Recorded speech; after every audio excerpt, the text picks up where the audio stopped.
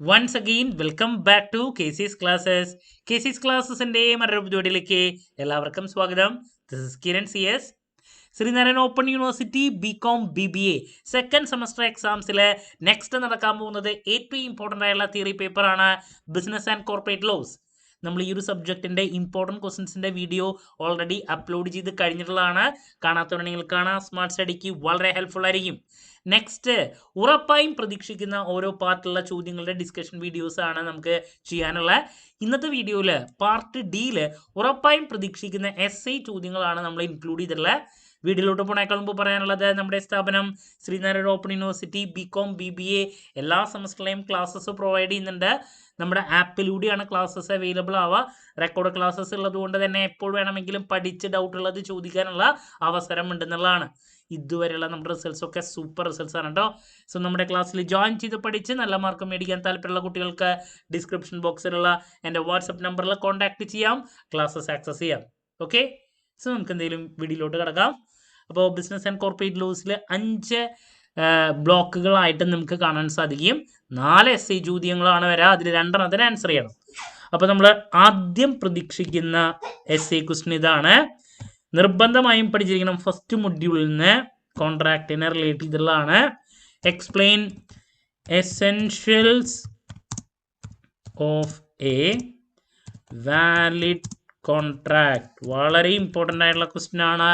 ഒരു കാരണവശാലും സ്കിപ്പ് ചെയ്യരുത്. നമ്മൾ പ്രതീക്ഷിക്കുന്ന ആദ്യത്തെ SI ചോദ്യം. Okay, moving to number 2. ഒരു ക്വസ്റ്റ്യൻ ആണ്. Rights and duties of bailor and bailee. നിർബന്ധമായും പഠിച്ചിരിക്കണം. ഓക്കെ, വളരെ ഇമ്പോർട്ടൻ്റ് ആണ് കേട്ടോ. റിപ്പീറ്റ് ആയിട്ട് കാണാറുള്ളതാണ്.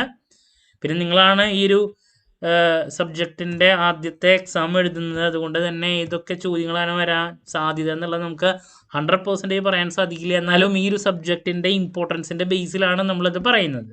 ഓക്കെ, ദെൻ നെക്സ്റ്റ് നമ്മൾ എക്സ്പെക്ട് ചെയ്യുന്ന ഒരു ക്വസ്റ്റ്യൻ ആണ്. Explain the rights of an unpaid seller. Unpaid seller നിർബന്ധമായും പഠിക്കുക. ദെൻ നെക്സ്റ്റ് കമ്പനി ലോയിൽ നിന്ന് എക്സ്പെക്ട് ചെയ്യുന്നതാണ്. What is memorandum of association? Memorandum of association, അതിൻ്റെ കണ്ടൻസ് എക്സ്പ്ലെയിൻ ചെയ്യാൻ വേണ്ടിയിട്ടുള്ളൊരു ക്വസ്റ്റ്യൻ മിക്ക പേപ്പറിലും നമ്മൾ കണ്ടുവരാറുള്ളതാണ്. മെമ്മോറാണ്ടം ഉണ്ട്, അതുപോലെ ആർട്ടിക്കിൾസ് ഓഫ് അസോസിയേഷനും ഉണ്ട്. രണ്ടും നോക്കി വയ്ക്കുക. കൂടുതൽ മെമ്മോറാണ്ടം ഓഫ് അസോസിയേഷനാണ് കണ്ടിട്ടുള്ളത്. അതിൻ്റെ കണ്ടൻസ് ഇമ്പോർട്ടൻസ് ഒക്കെ നോക്കാം. അതിൻ്റെ കൂടെ ആർട്ടിക്കിൾസ് നോക്കി വെച്ചോ. Articles of association AOA.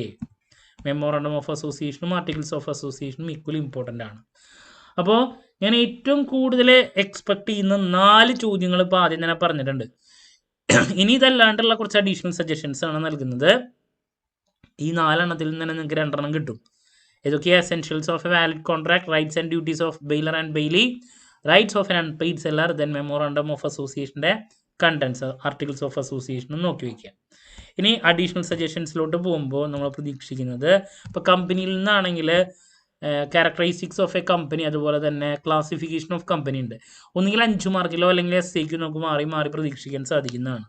2013 companies act ആണ്. അപ്പോൾ കമ്പനിയുടെ ക്യാരക്ടറിസ്റ്റിക്സ് നോക്കി വയ്ക്കുക. ചിലപ്പോൾ 5 മാർക്കിലേക്കായിരിക്കും വരാം. ക്യാരക്ടറിസ്റ്റിക്സ്, അതുപോലെ തന്നെ അതിൻ്റെ ക്ലാസിഫിക്കേഷൻ പഠിച്ചു കഴിഞ്ഞാൽ കുറേയൊക്കെ 2 മാർക്സിലേക്ക് ആയിരിക്കും കൂടുതൽ വരാം. ഞാനൊരു അഡീഷണൽ സജഷൻ ആയിട്ടാണ് നൽകുന്നത്. എന്തായാലും ഇത് പഠിക്കണം, ഇമ്പോർട്ടൻ്റ് ആണ്. 5 മാർക്കിലോ 2 മാർക്കിലോ SIക്കോ ഒക്കെ മാറി മാറി വരാം. അതാണ് മറ്റൊരു സജഷൻ നൽകാനുള്ള. വേറൊരു ക്വസ്റ്റ്യൻ നമ്മൾ എക്സ്പെക്ട് ചെയ്യുന്നത്, കോൺട്രാക്ട് ഓഫ് ഇൻഡെംനിറ്റിയും ഗ്യാരണ്ടിയും തമ്മിലുള്ള ഡിഫറൻസ്, അതല്ലെങ്കിൽ റൈറ്റ്സ് ഓഫ് ഷുവർട്ടി. ഈ 2 ടോപ്പിക് ഒരൊറ്റ ചാപ്റ്ററിലുള്ളതാണ്. Difference between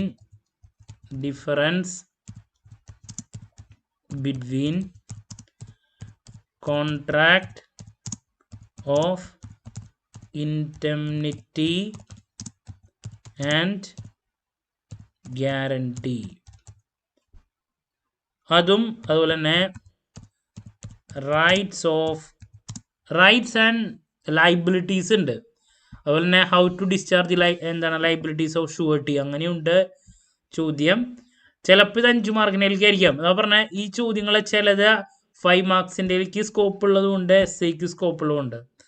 rights of surety, അതിൻ്റെ liabilities, how to discharge, okay, അങ്ങനെ ഒരു ടോപ്പിക് ഉണ്ട്. നിങ്ങൾ നോക്കി വയ്ക്കുക. ചിലപ്പോൾ അത് 5 മാർക്കിൻ്റെക്ക് ആയിരിക്കാൻ സാധ്യതയുണ്ട് കേട്ടോ. ഞാനത് ഇവിടെ പറയണമെന്ന് മാത്രം.